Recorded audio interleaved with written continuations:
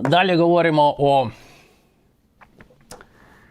drugoj vrsti i to je najosjetljivija, vojno-tehnički pitanja. U Ukrajini je rat i nas to tiče Ukrajinaca puno snažnije nego bilo koga drugog. Izgleda, pretpolažem da ovi pitanja budu isto u razgovoru dva predsjednika, zbog toga prema glavnog zakona, konstitucije, odnosno ustava, predsjednik, vrhovni zapovjednik oružanih snaga, znači utjecaj na oružane snage u kompetenciji predsjednika je i vojno-tehnička politika isto djelomično u vladi, ali i vrlo bitan segment baš ovlasti predsjednika. Tako da znamo da neki vojni proizvodi tehnički, što se tiče logistike, što se tiče municije i tako dalje, Ukrajina već koristila. Mi smo dobivali to uglavnom od trećih zemalja. Čini mi se jasno da Srbija ne djeluje direktno sa zemljama koje učine u vojni konflikt. Da neko drugi to mu je mogao obavljati.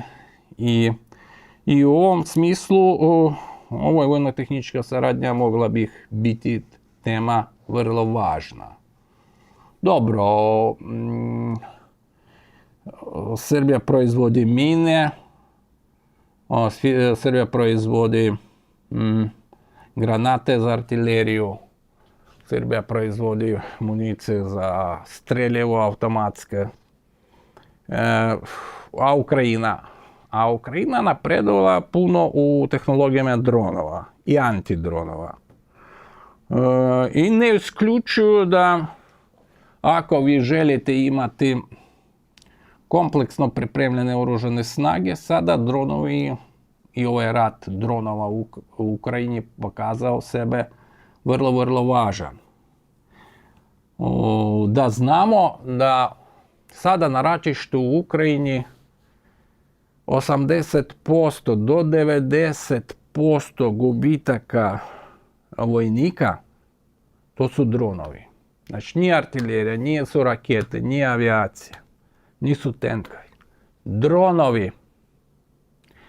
I zato ovo, da ti imaš dronove poslije, da ti znaš kako njih koristiti, da tamo ima puno taktika njih korištenja, da operateri moraju znati neki važni stvari o tome, od dronova, kako njih koristiti. Zbog toga ima ih vrsta na desetine različitih, za pešadiju jedne, za neki pokretne stvari, ali lake druge, za teški tenkovi treće, za prelazak na 2000 km četvrte, da ovi koji brzo idu, znači na 400-500 km brzine, to je još ima dronove koji ruše drugi dronove, ruši obične dronove, a sad ove brze dronove i treba da neko njih opet od dronova ih ruši.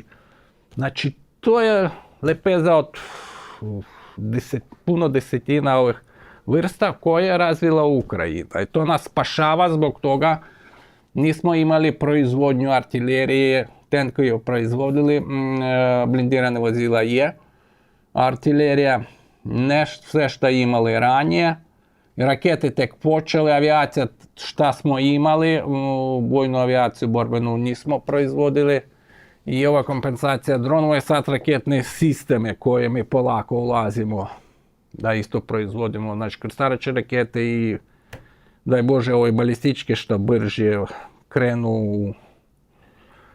u masovnu proizvodnju. Znači, tu vojno-tehničke saradnje Ukrajina isto može nešto ponuditi Srbiji ako treba. Zbog toga ovo oružje koje predlaže Ukrajina, ono bilo sada iskorišteno u ovom ratu. Znači, zna se kako ono djeluje i efikasnost ovog oružja. Ja? I u ovom smislu to može biti nekakva razmjena tehnologija, šta je znam, samih proizvoda i izgleda i ova tema će biti biti posvećena u ovom sastanku, važnom sastanku šefova država.